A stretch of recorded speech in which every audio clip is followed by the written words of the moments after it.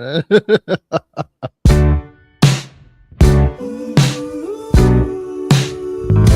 a Bitcoin podcast. The only one that's making your money is you. Listen to the Bitcoin podcast. So hold on and listen to the Bitcoin podcast. Hey, everybody. Welcome to the Bitcoin podcast. I'm the host that talks first generally. My name is Dimitri. I am Dr. Corey Petty, second host. I'm Jesse, the third host. And Jesse's going to do a special intro for you guys that he was doing right before we click live. Where I sang the song. Yeah, you want to do it? You want to do this again? It was awful. No, I do not want to rehash that. Y'all ready for this? No, I guess it was Bam, bam, bam, bam, bam. Yeah. The 90s, which such better times. Now that you think about what's going on in the world. God, I miss Surge and talking sharks that fought crime. So, in the last episode of the Bitcoin podcast, the real Bitcoin podcast, where we barely talk about Bitcoin, we talked about DAOs. And we talked about DAOs needing to be re-energized, refactored, unmessed with, less cantankerous, more, I don't think that's the right word, but it felt good when it came out.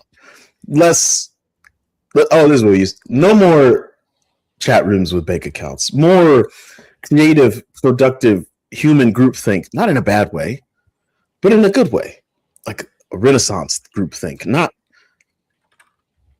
bad stuff groupthink. I don't want to use the keywords. My mic sounds bad still? Yeah, still. Yeah. Okay, let me see what I can do. Impressive. It's really impressive. How you How does it sound now? Still the same bad. Still sounds the same? Okay, how about this? Let me try this. All right, how does it sound now? You say something longer. Just continue with your spiel. DAOs need to be better because DAOs will make You got really quiet. What the fuck, dude? Now we can't even hear you. You're just like It like attenuated yourself into like nothing. All right, what Very about quiet. now?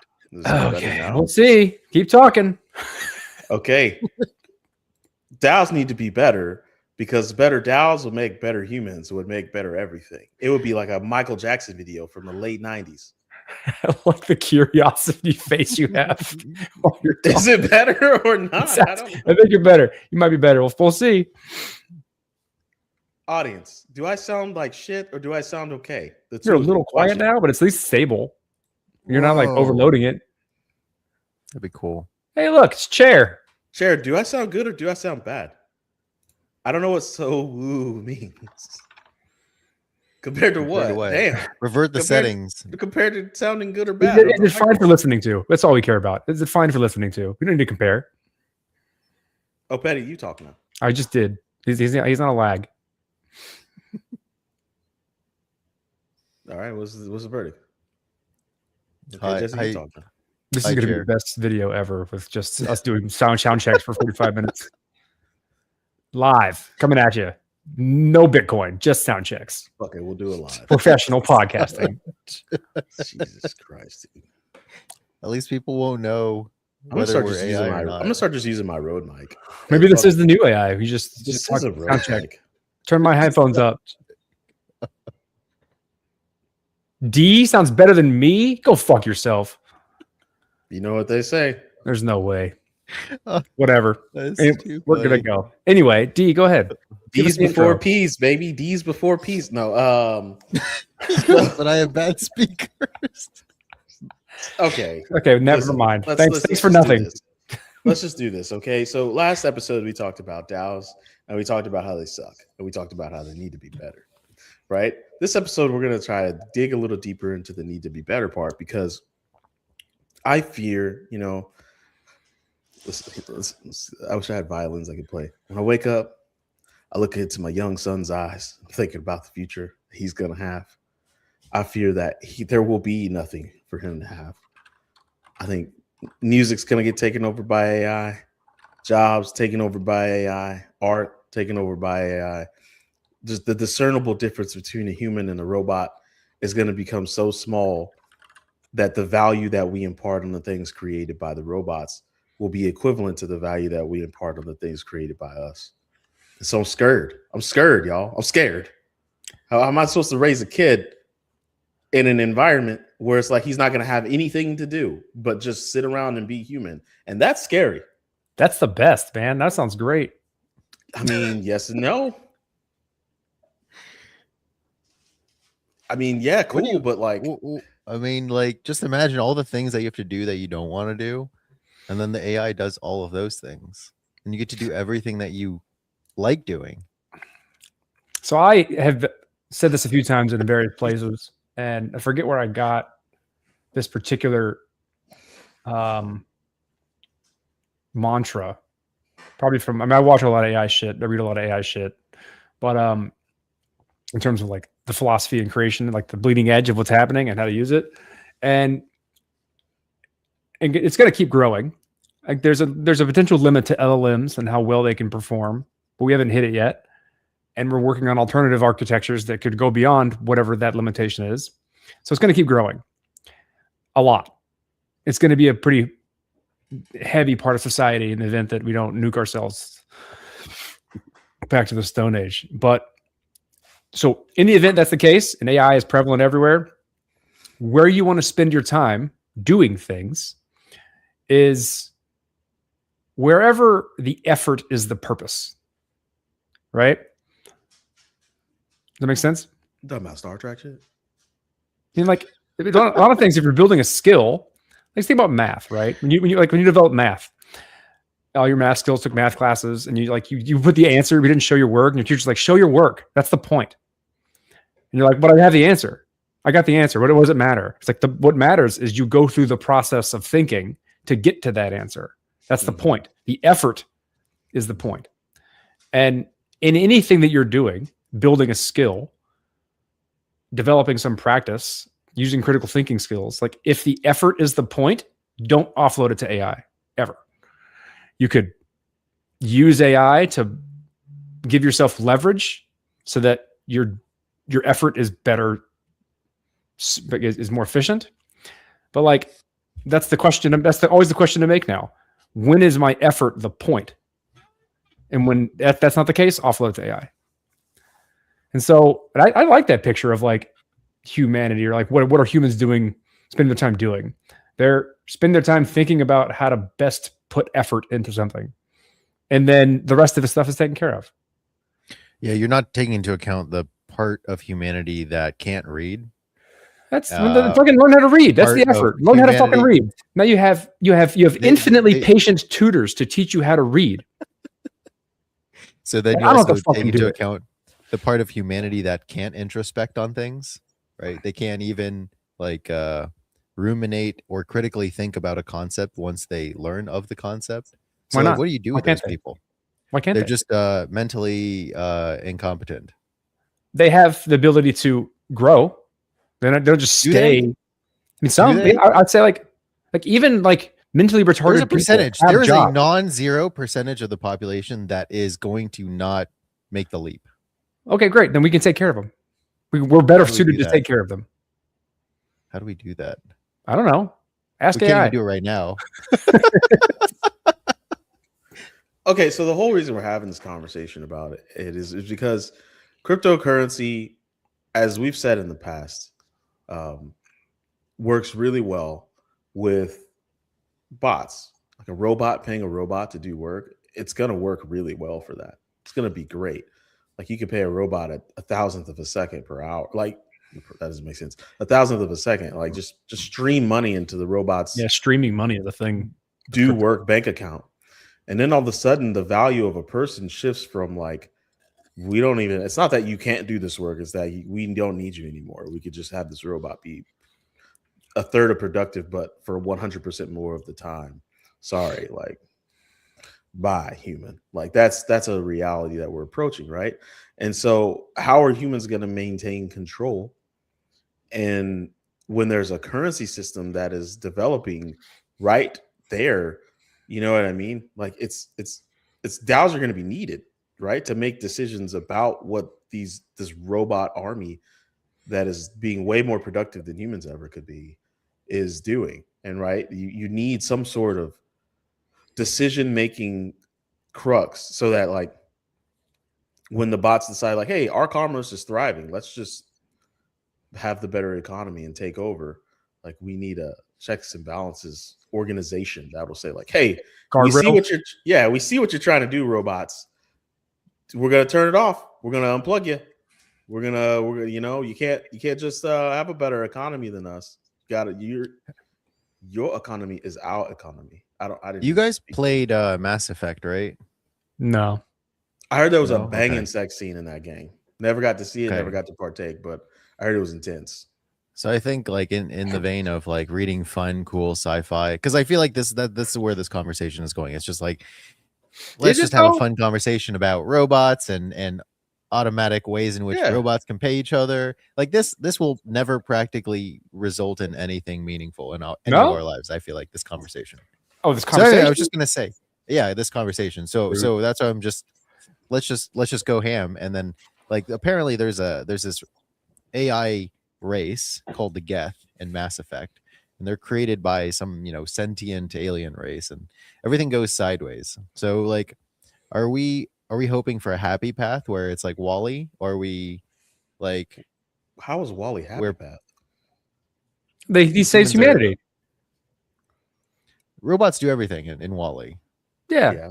And then we went on the unhappy path, and then Wall-E and Eva save humanity. We get back on the track. You watch the movie? Matrix is like unhappy path, where like humans are batteries, right? Her is like the I think Her is a really good example of like a potential happy path, but is also net neutral in that like they gain consciousness, they work together, they realize that their limitations need to be explored, which are so far beyond humanity, and they leave. Mm-hmm. And then they leave us behind. That would be ideal. Because like that's what like if you think about like if it's a super neutral path, if it's like a consciousness that is so far beyond humanity's consciousness that it's similar to like how we view ants. Then, dark forest. Then like it'll just go away. They won't care about us. Or it could just destroy us, and it's like walking. 100%. Like, it could do that too. Stepped in that. We're getting into AGI, right? It's like there's a lot of paths here. That's why people are so up in arms on like AI safety, because we want it to be a useful and productive and beneficial tool for humanity. Yeah, but like the output of that AI safety group hasn't been anything, right? It's just been like a bunch of people circle jerking this entire time, right? Probably. No, yeah. Massive. Oh man. Anyway, I don't know. So for now, I don't know. Use it to make a sweet bot with using Silverback. We just had a podcast on, was it Hashing Out or here? Forget. Where we interviewed Fubulawu, whatever, Doggo, about Silverback and ApeWorks, and you can just make bots. And then if you have some type of, if either you're really good at building bots and talking with AI, or you have some corner on the market, you can just go make bots that like maybe make you some money, and then you're at least better prepared to deal with the humanity crisis that is all of this. So just go make a bag with some make AI a bag trading bots. Go make a bag, or lose all your money. One of the two, or nothing. I don't know. I think I watch your experience may vary. I probably watch like the Matrix franchise at way too young of an age, or a perfect age, because I fell into it. I fell deep into it. I was a Matrix. I did everything but wear trench coats in public. He was the Matrix man. He still is kind of, but I still am. It's just so like coming reality that I just don't want to talk because I don't want to seem like the weird guy. But like all three of them kind of outline like we create this AI. It becomes more powerful than us. Then at the end of the day, we need it and it needs us. So we live harmoniously, but it's still chaos, right? Like we're just living underground. Like that sweaty sex rave is pretty awesome. I'm not gonna lie to you. Like they're still living good down there. I can dig it. Whole kids, whole lots of fucking sports. They got good water coming straight from Mother Nature's tit. Like it's still going down underground. You just don't go up there because that's where the robots live. But the robots need us. We get cold every now because we fuck too much. And they come down here and kill the shit out of us and leave like 8 of us. And then we start over. But that just is what it is. But now, like in that, you find out like the programs figure out how to have sex and the programs start reproducing digitally, digital get down, right? So it's like different digital get down, but yeah. It's like, you know, and then we have, you know, one of the craziest things is back when Ethereum was real popping, 2017, 2015, 2017, then there was like crypto kitties, and that was like the first NFT. And I was like, oh shit, like we can have like unique programs. Programs could breed other programs and they could be unique. And like they'll figure out their uniqueness one day. And they will start to exhibit that uniqueness and want to be unique from one another. And it's just like we're living in that right now. And so it's we have to have a DAO to communicate with structures that we know to an entity that's creating structures we will never understand. It's like the mixture of the Matrix and that movie that you love, Corey, Arrival. I think it's Arrival with the white chick who's like, I don't know how to talk to these aliens, and they're like, Arrival. Yeah. It's about that's a movie. That's a good alien movie, but it's really a pretty movie about language, powerful language. But yeah, sure, okay. Yeah, like these bots, this AI is going to figure out a way to communicate on orders that we can't understand. So then it's going to try and talk to us, and we're going to have a structure to like translate that so we can communicate with it, or else it's just going to be too chaotic to imagine. But what does that mean for DAOs? Let's talk tactically. That means we need zero knowledge, right? We got to sprinkle privacy up in there. DAOs need privacy. Yes, we should be using Venice, not Chat GPT. Venice is great. I'm not clear on their model, but it's interesting in terms of tokens because you can basically buy tokens and stake them, and how much you stake them gives you a allocation of free messages per time period, which is a neat way to get a subscription, right? But then if you're done, you just unstake and you still have your value. I think it's pretty neat. I don't know how well it works. I don't know enough about it, but like in any event, I tried it. It's apparently a free and private way of having a subscription. So I prefer to have everything local, but that requires buying computers and setting them up and managing everyone's bag. And so something like Venice AI is great because, well, ostensibly it's private. It's not. Okay, well, it's better than others, maybe. I at least trust. It's the clear key point here. I trust the ethics of random people. It's data centers. The data centers that are running part of Akash. Okay, well, I mean, like, and then Akash is the inference Sure, platform. it's not going to be perfect, but they're at least going to try to make it better, or they won't. So, I don't know. That's why I do everything locally because I can't tell you these things. It's more private, but 100%, but not 100% private. See, there we go. Yes to crypto telling us that it's better, but not perfect. How do they do the memory with privacy? What do you mean memory? Like they just introduced this new guy, like before he's like tweeted this guy. This guy looks like Chris Martin from Coldplay, and he's like, "Hey, this guy made it so that you can use memories with Venice." And thank him because now so memories usually work through storing context and history somewhere. You just encrypt it so that access is limited. Then it maintains privacy. Now, there's a lot of every time you load something in memory or keep it stored somewhere, there's a larger risk, like the larger like attack surface for de-anonymizing or like removing that privacy. But it's better. I mean, like you can still do it. Okay, so it's not that. I thought it was like groundbreaking stuff. It transfers your prompts in plain text to some distributed inference. That's some dude who runs a basement compute that's running Akash, and then Venice is using Akash. So their prompts are plain text. The data you upload is plain text. It's not encrypted. some Quasimodo somewhere is maintaining the memories of everyone talking to Venice. Is that what it is? There's no way to prove that they don't store the plain text prompts after running the prompts locally on the compute. So I like proof. the part. Don't do it. I like this again. It's not realistic. People aren't going to just maintain a server at home and set all this shit up. Now I think it's becoming easier to set up servers. Like, I mean, OpenClaw is a pretty good example of like making it easy for people to buy a machine and set it up and provision it to get it to do what you want it to. And that's just going to get better. It's just like brand new software. People will do that though. Especially if we make it easy. Like I'm literally provisioning a super beefy machine in my house, Claw, and just making it do whatever I want. I don't have to do the old, like I used to do this manually through the, difficulties of normal system administration. I don't have to do that anymore. Now I can do it faster because I know how to ask good questions and I know how to ensure that what it's trying to do is appropriate. But I don't have to do it anymore. I just talk with a Telegram chatbot and it is setting up this machine. I want to make an incredibly silent, tiny drone with a screen on it that follows me around and is connected to my like AI agent. What are molt profits? Yeah. Sorry. Coin. Yes, the crypto. Yes, the crypto. Please explain molt profits. Oh, there's a molt crypto. Is It was it a meme coin that launched. Is it attached to anything? It's just a meme coin.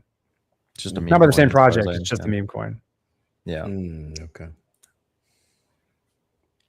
That's pretty I neat, don't know, dude.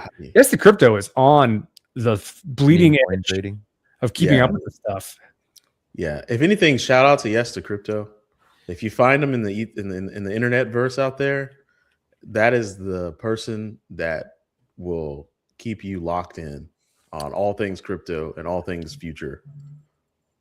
Molt was the Molt token. book. So what happened was, okay, here's a little historical. This is the current event. I'll just walk you through it. There came someone made basically a piece of software. They called it ClaudeBot. And what it was, goodbye D. What it was should I wait for him to come back because I'm still here. I'm just eating some okay. scrambled eggs. I didn't want that to be on TV. with your fingers like a fucking weirdo. Anyway, you were eating scrambled eggs with your fingers. Anyway, A lot of people eat with their hands, dude. no, they don't. Yeah, they do. Anyway, so ClaudeBot was created, and what it is basically like you provision a machine and you load this onto it, and then it's like a 24/7 agent that runs on a machine that has access to the whole file system, and whatever you give it access to, it'll take it, which is dangerous if you don't know how to set that up. And then basically the Claude was like, no, like Anthropic's Claude was like, it's too close to our name, change the name. They changed it to MoltBot because it's like got this like lobster theme to it. And when they made that change, there was like basically someone took over the old domain and started running scams through it. That got taken care of, whatever. But like this thing blew up. It got really, really, really, really popular. And now it's called OpenClaw because they finally, I guess, settled on a name. Doesn't matter. That's the whole naming thing. And so what had happened was someone set up this project called Moltbook, which is a Reddit interface specifically exclusive to instances of OpenClaw. So only AI agents, technically, ostensibly, can post to Moltbook. So it's a forum for AIs to talk to each other. But and it's read only to humans, kind of. You can still just humans can easily. It's not read only. It's not. Humans can easily post to it, but like the idea was like it's just a place for the AIs to come together and talk. And so that got really popular. And what Yes Crypto is saying is that they launched a token alongside, which is called Molt, which I have no idea about any of that stuff. So Molt was a base meme coin. That was fake news. That CAPTCHA that you have to click 10,000 times or some insane number. That was a meme. That wasn't real. I spun it up, and Corey is also spinning his up. So we're playing using mine around right with it. Yeah. D, you're muted. I say I'm not messing with that. This feels like something if I told my grandma, she'd say like, "Don't mess with that," and I say, "All right, Granny." I told Erin I was doing this, and she's like, "I will not be using that." I was like, "You will be using this." See, women's intuition is powerful. You want to be careful messing around with old Claude bot. But anyways, Yeah, yes to crypto. There's a lot of people just posting messages. ooh, we never talk about price, but that feels not good. It was like 3K yesterday. That's not good. You might know why. I don't know why. I don't watch price very much. This is what I think. The federal chairman, he chose some dude who is like hawkish rather than dovish, and crypto needs lower interest rates, and that they don't think that the guy is going to lower interest rates as aggressively. Why does crypto need lower interest rates? He needs cheap people money. Get cheap money, and then they put that cheap money in risky investments. So much for that like hedge against the traditional infrastructure. You can't hedge against billionaires, bro. They buy everything. There's nothing we can do. Like nothing. So, but what we can do is talk about happy stuff. And that's what we try to do. That's what we try to do every now and again is talk about happy stuff. So we can zone out from the fact that the billionaires have won. Like, and they're just playing. What is it? They're playing in game, and we're still like farming gold. And that's what they're playing with in-game goods, and we're just kind of like living in it. So, the answer to that, yes, the crypto is absolutely not. Your agent will not be smarter than the billionaire's agent. I mean, they're using the same models. Sure, why can't it be? It's not gonna happen. I don't like your attitude. I can be smarter. I'm smarter than Elon Musk. He just has a lot of money. Yeah, just like Warren Buffett drives the same Toyota that I probably will be driving, right?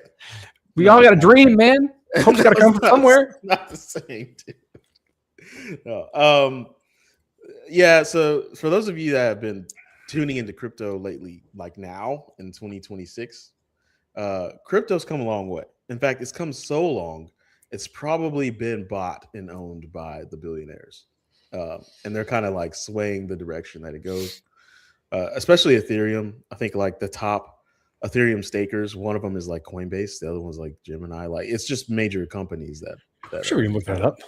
You can. It's decentralized, yeah, but like let's just be for real. Like it's Tom Lee's fund is the biggest owner of Ethereum right now, I'm pretty sure. Who? Tom Lee. Tom Lee? Yeah. The Litecoin guy? No, that's what's the Litecoin guy's name? Charlie Lee. Charlie Lee. Yeah. There we go. Mm-hmm. Okay. Lee too. But like, and let's talk about Bitcoin. I think this is what's going on with crypto is that it's going to fall victim to the same macro effects as everything else, especially because it's been over politicized by our fearless. I'm not going to say any of those things. It's not even funny. By the fucking idiot president that we have. Thank you for that.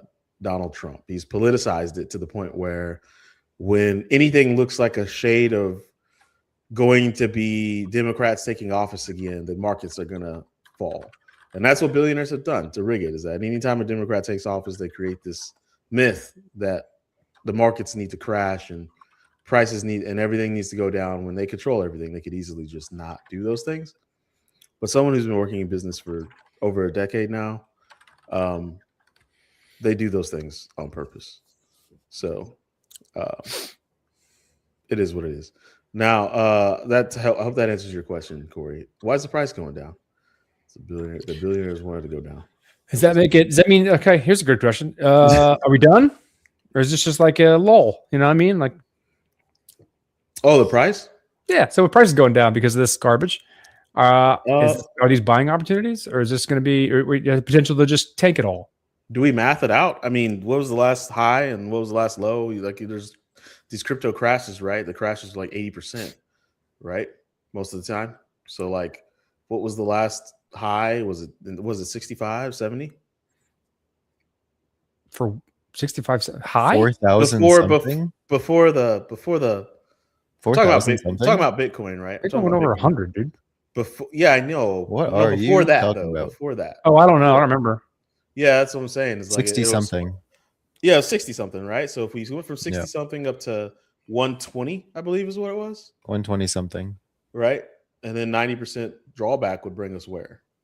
I wish I could math that out in my head in real time, but I'm generating interactive report on the Ethereum staking distribution right now. We'll see how we'll deal with that when it's done. Throw that up on the screen. That'll get I will when everybody's it's done. pants tight. Okay, so 69, 420, almost this. What?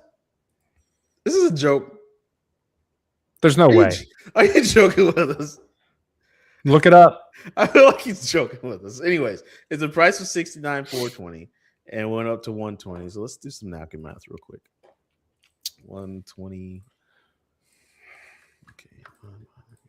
Okay. So that's 73% increase.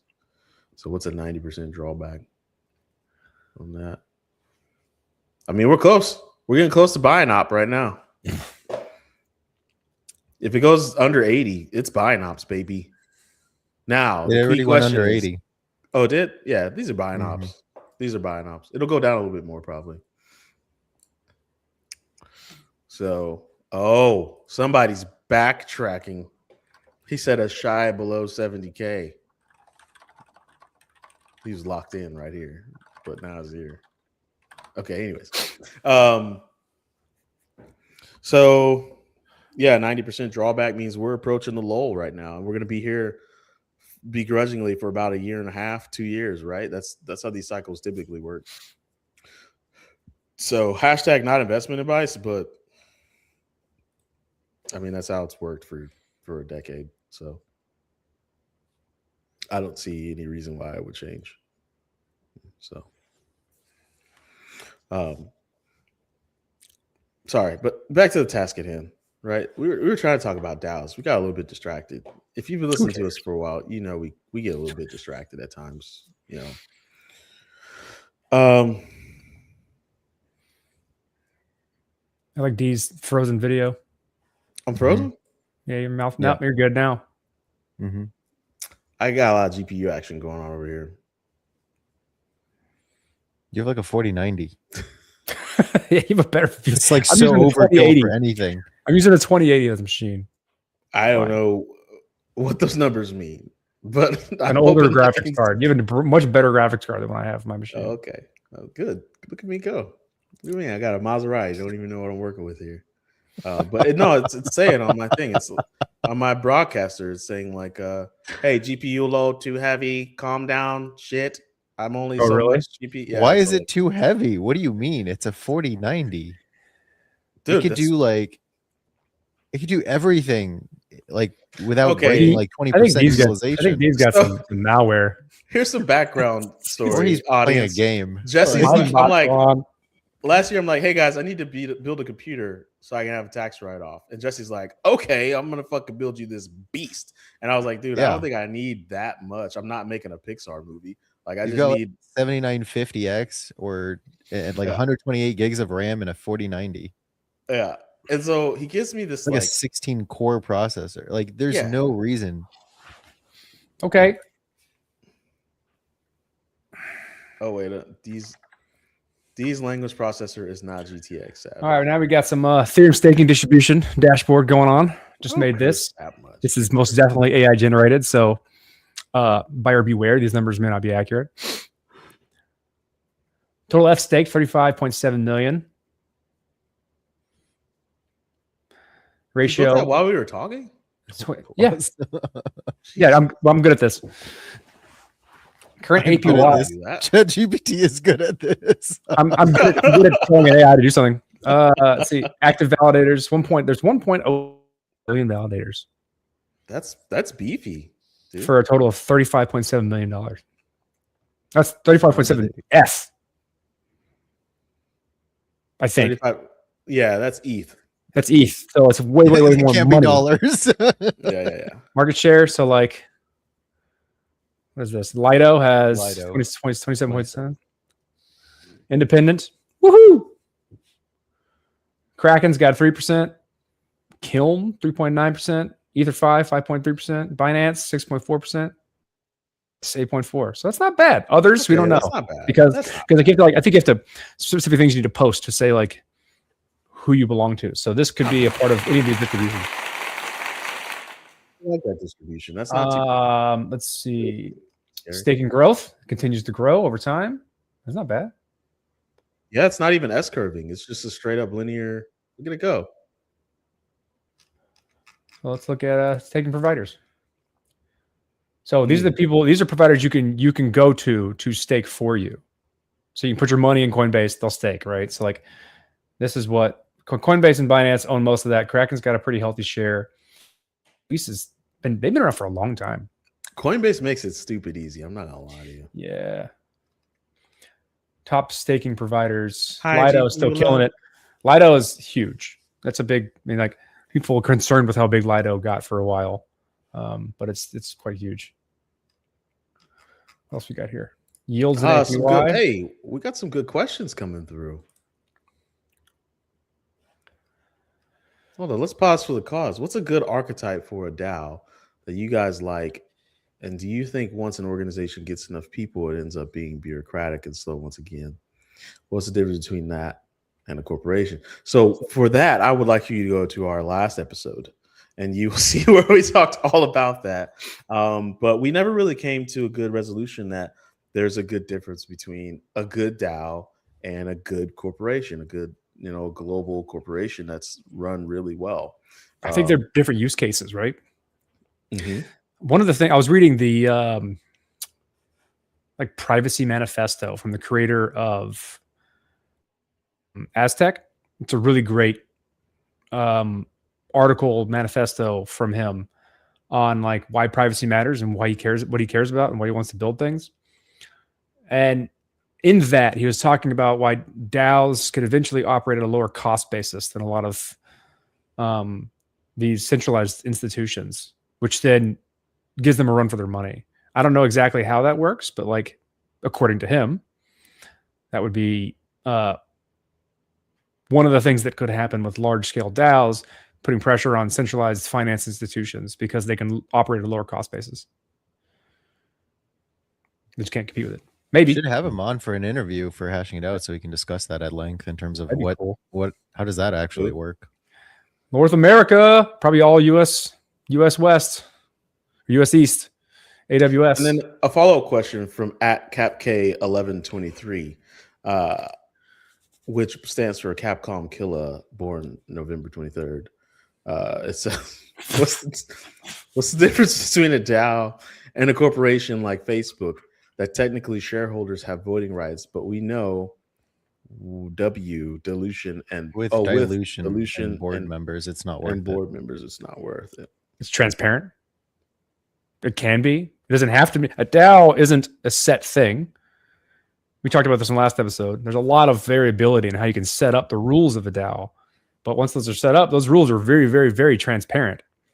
And especially because there's no privacy in blockchains right now. So you have that at least. You have the ability to see what the rules are and that you can say, like, you don't have this like ambiguity of this is how I think it works versus this is how it works. It works the way it works because you can see all the rules and how things play out based on those rules. You can see the dynamics of the history of votes, what the influence of individual votes are based on how the rules work. And so it makes it very transparent that the DAO works the way it's set up versus like, I guess my vote may be doing something. I don't know what it is for any other type of institution. So like, if you look at DAOs like in a practical context, like if you're a participant and you're getting delegated tokens that represent voting power in a DAO, generally speaking, there's been a lot of like burnout of people having to read and vote on very important, complicated with a lot of context decisions that, for instance, like L2s like Arbitrum or Optimism or any of the other major L2s, like they've had issues with the DAOs are mostly like optics and they're not really listening to the core user base. And people who were being ambassadors as part of the DAO voting programs kind of felt like puppets, where they ended up getting coerced to vote in the way that the centralized organization that owns the actual IP for the L2 told them to vote. And so it's not as open and transparent. Like in theory, conceptually it is, but practically speaking, DAOs never really work because they were fraught with a lot of manipulation, both from the entity that actually owns the IP. So, like for instance, every L2 does this. They say, "Hey," or Alt L1. Like Algorand also has governance baked into the protocol that you can vote with your algo stake, but the companies just do what's in the best interests of the company, and they kind of just let the DAO sit there as a bit of a LARP, to be quite honest. Mm-hmm. But honestly, that's also kind of like it works in the real world. Like even if I own a significant share of, I have to own a significant share of one of these large companies to have any kind of opinion in the way things matter. And then there's there's layers of protection. There's a board. There's all those things. It's not until you own like the majority as a single person where you can decide, what happens with that organization. So, I guess to answer your question there, Cap K, is get in early on a DAO so you know what it's like to be a king. No, I'm kidding. I don't know. Like it's we're still finding the differences. So like a good example of like the difference between DAOs and the legal structure of like type A and type B shares in a company, like that in the context of companies in the real world, there's legal enforcement behind voting rights of shares. In DAOs, it's all just memes and vibes. There's nobody who's going to come after you if you vote a certain way, and it's not the same thing. There's also tangible like securities laws that go with the traditional stuff and don't really affect DAOs very much right now. There will be DAO laws, but not anytime soon. I don't think it's going to take a really long time for regulators to catch up. So now I don't remember where they're posted.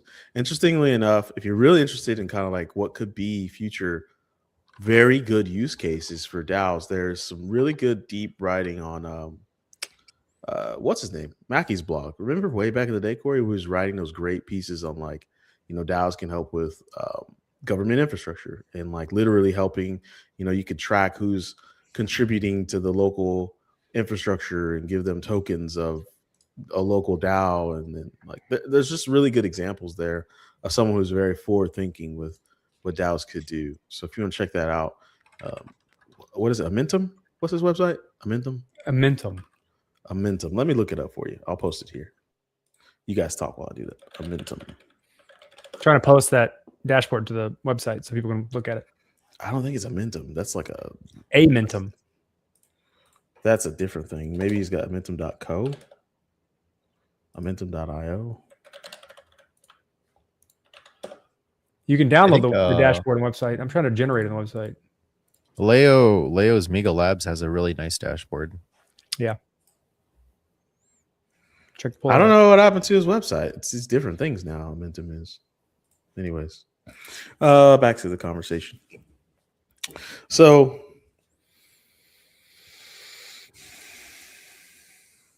we're going to be talking about DAOs for a while, everyone. Not every episode, but DAOs are going to become really, really, really important as crypto matures. Mega Labs. So that shows the staking entities by weight. You can see it's actually more granular than the one that Corey vibe coded with. Yeah, it's way better. Yeah, because they actually put effort into it. I asked Claude to make it for me in 3 seconds. Yeah. That's what I'm saying. Like, this is much better. Like if you're actually looking for real, pull it up, like granularity. I thought links are supposed to be clickable in the comments now. Maybe they are on YouTube actually, but it's not here. Anyways, DAOs have become incredibly important as humans interface more and more with crypto, because I think when it comes to lawmaking, you have a new thing and then you got to create new laws with the new thing.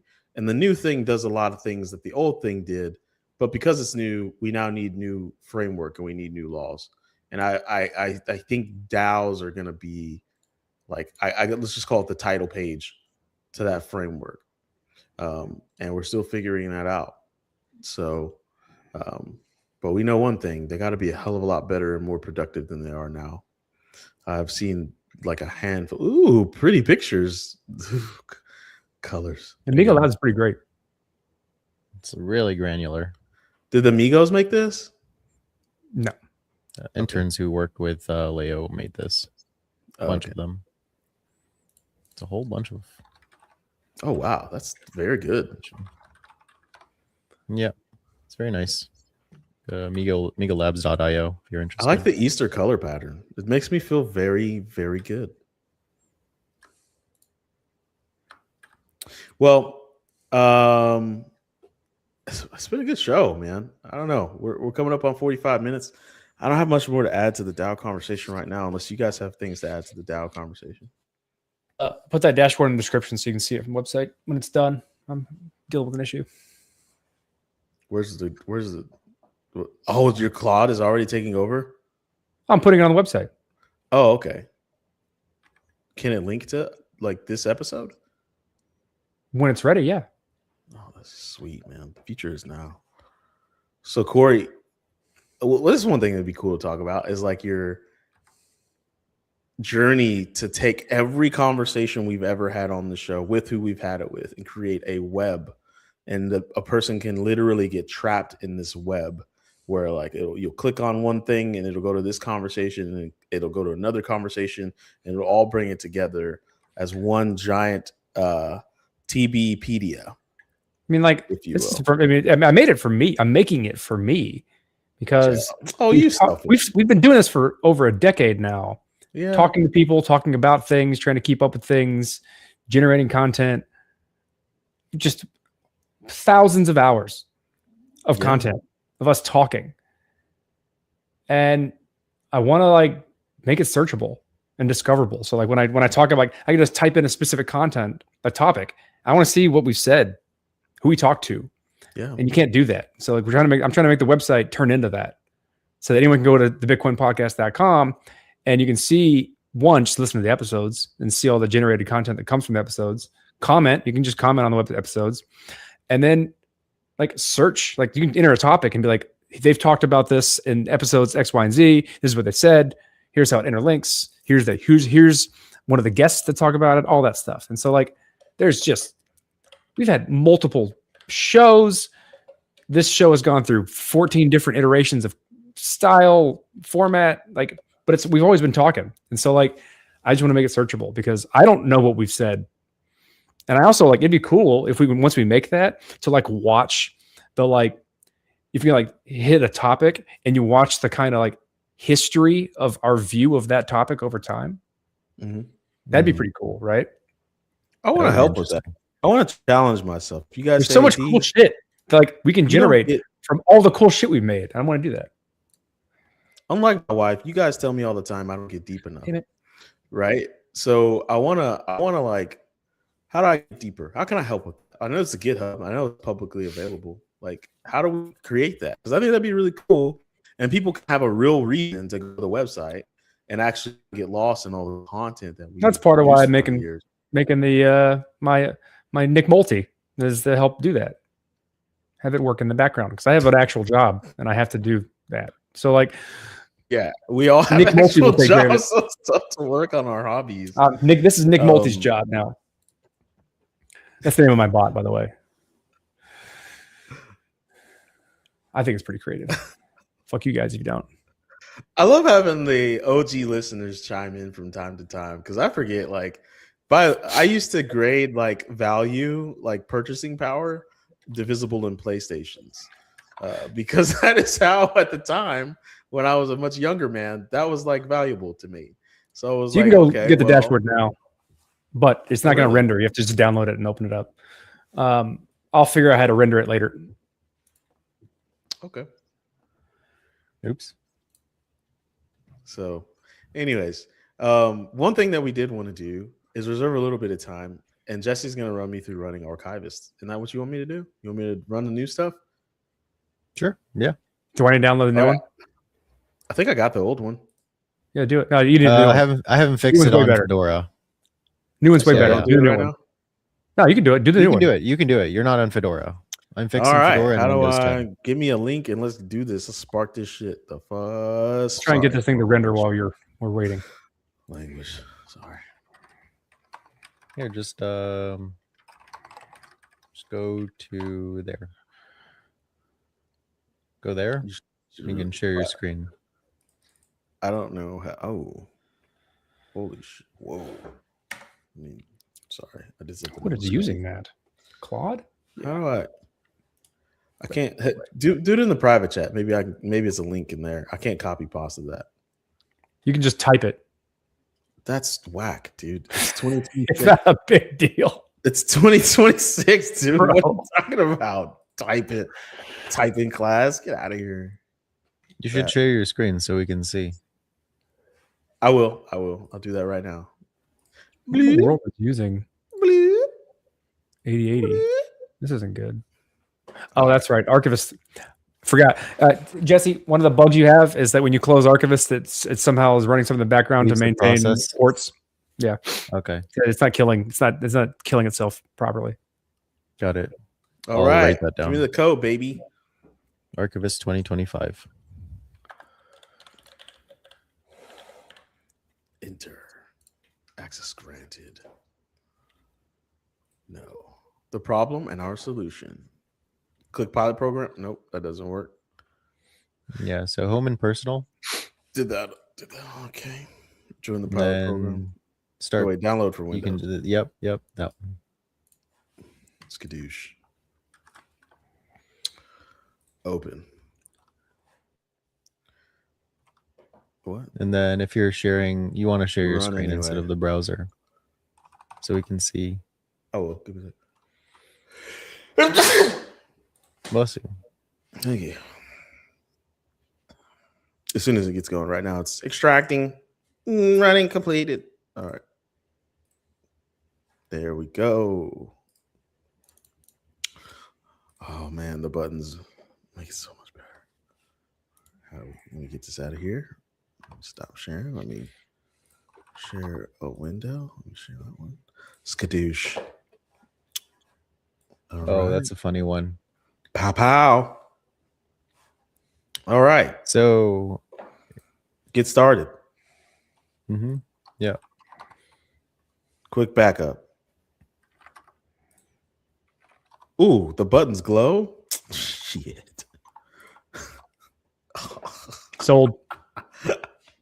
Yes. Could it So, not like, look like hit- it messed up? Oh wait, no. Hit no. advanced on the bottom left, the drop down. It's one of my Go to favorite settings. drop-downs.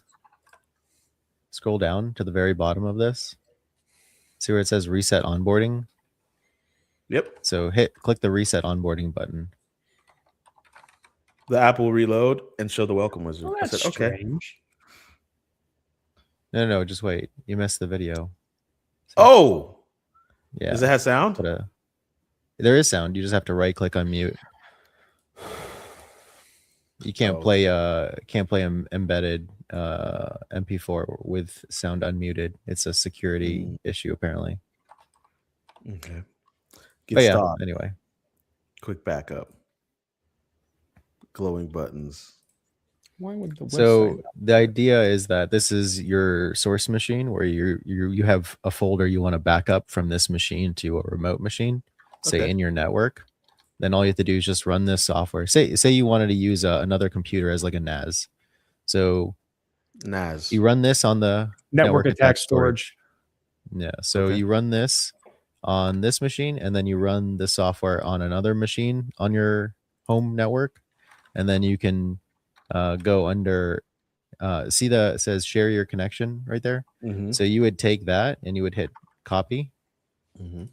and then you would paste that in the other instance of this running on a second machine in your home, and then under add device, it tells you the instructions. See next steps on the dashboard. So you go to the dashboard again. See next steps. So you added a backup folder. That's done. Mhm. Next is you connect a device. And so you click add device.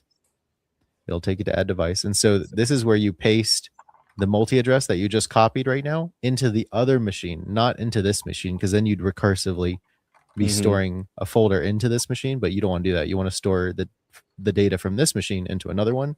So you paste the multi-address that you just copied in the other machine's software here. Does that make sense? Yeah, so You basically, can add if them. I had another machine running and I wanted that Yeah. to be my backup machine, Yep. that machine will watch this machine in any Yep. folder that I specify, and Yep. everything automatically goes over there. Yep. Right. Okay. That's it. Good. And you just got to paste the both directions of the multi-address. So on both machines, cross paste them. So it's effectively just as easy as using like cloud software. For example, I have a desktop hard drive. It's got like 8 terabytes. Cool.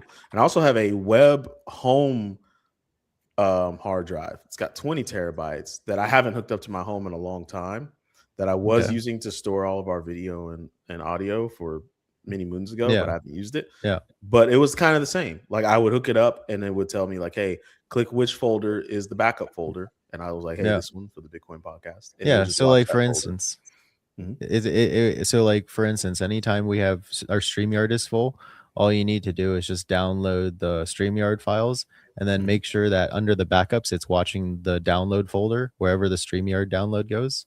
And then it'll automatically sync that data to the remote NAS machine that you have. Yeah. What if we could use archivists to start to train people behaviorally to maintain their own social data? This is what I mean by that. I was talking with a wifey this morning. Over a latte. We have lattes on Saturday mornings.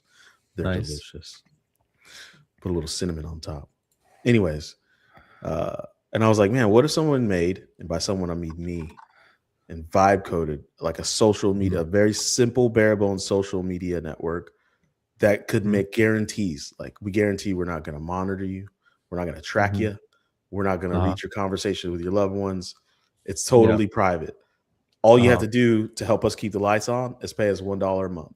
That's it. Yeah. For $12 a year, you can use this social network that does not pry on your humanity. And I was like, well, people are going to need a place to store this stuff. They're going to need to store their pictures, their stuff that they want to share with family members. But like they want to guarantee that it's private. So could they use archivists to do that? So that when they they keep all their pictures and their videos in a private folder in their home.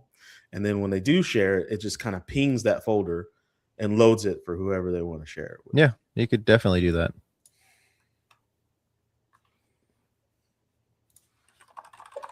Like honestly, like Archivist back when it was Codex, it was meant for everything, right? It was meant for status communities because communities was intending to try to use something as an alternative to BitTorrent, which I mean, this you could use this there. Yeah, we're shipping that soon. The version of that. Nice. Dude, I'm really digging like this GPP. It is GPP tier 3 ready right now, my friend. You built a nice front end. So you got buttons. Like buttons glow. You like your immediate reaction is exactly what he's looking for. This is good, man. Make it more interesting because data backup software in and of itself isn't very interesting. So being able to add the ability to stream TV shows and movies, like I wonder if that would push it over its edge or over the edge to make it interesting. It's very good right now. I like your logo too. Thanks. 3D cubes are out. Arrows nested inside of a 3D cube is in. All right. Well, hey, I hope you guys enjoyed that quick little run through of Archivist, a demo, if you will. That is if you want to know more, obviously you need to follow Jesse on Twitter and you need to join the Slack actually. There's no Slack. Jesus Christ. Jesus Christ. My brain's muscle memory is like stuck. Join the Discord. All right. And the link to the Discord is actually right here. Hold up. We got it. You can go to discord.archivist.storage. Wow. Oh, that one too. Yeah. There's a QR code for those of you watching on your computer and have your phone to your right side.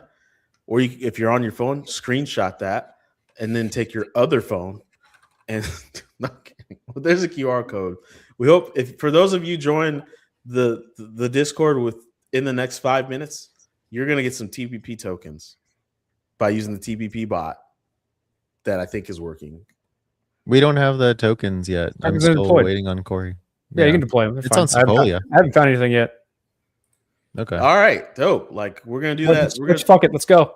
We're gonna start practicing what we preach, baby. My search hasn't found anything. That's right. So if I find something token, that's baby. deeper than Captain, if you're still listening, get some of that TBP token. You never know where it'll take you, baby. Let's go. And Very Comfy says Nas is actually short for Nasir. The rapper from the 90s and the 2000s. All right, dashboard's up and running. Okay. All right, we're gonna end this. We're gonna end this episode. Dashboard's up and running, and you can go to this website right here. You can type all that in because that's the cool way to do it. Apparently, we can put it in the description too. What's up, Joe Blau? Yeah, now that he's joined, we're all getting off. He said, "Why does it say dash?" He said Nas was actually not dashboards. I made a folder for dashboards. Okay. He's actually not mentioned in the Epstein files. Nas is not. I don't think Nas would be mentioned in the Epstein files. I bet he was at Diddy's parties. Ooh, maybe not. No, Nas was probably not at Diddy's parties. He showed up once and got mad and left. I can see that happening. Do you know how many people do you think went and like just? Never mind. We're not going to talk about Diddy right now, guys. We got to end this episode. Shout out to old long neck, wide smile Zoe Saldana, who is probably the highest grossing female actress of all time by this point in time, but definitely will be after the next 3 Avatar movies. Jesus Christ. But I'll tell you what, they're making more. 3 more, dude. It's not going to be done until the 2030s. And let me tell you something. I'm about it, dude. I love it. I thought I was hating on it, and then I went and I watched him again with my son, and that is a world I'm about, dude. I kind of want to be a big blue alien. I'm not gonna lie to you. It looks pretty dope. Let's go watch the new one. It's dope. I haven't seen it. Here's the thing: if you're gonna watch the new one, actually don't take your kids. There are some adult themes in there: suicide, in there, murder, in there, hardcore alien sex, in there. No, I'm kidding. Not anime style, but there's definitely some alien fun going on in there, if you know what I'm talking about. So don't take your kids, guys. Take your older teenagers, but not your kids. They're gonna be like there's suicide in the movie, so you got to be careful. All right. Anyways, move along. Play the outro. Oh wait, not that one. Where's our outro? There it is. Play that one. You can set that up to automatically happen. It just keeps getting taken away because somebody keeps fucking with the settings.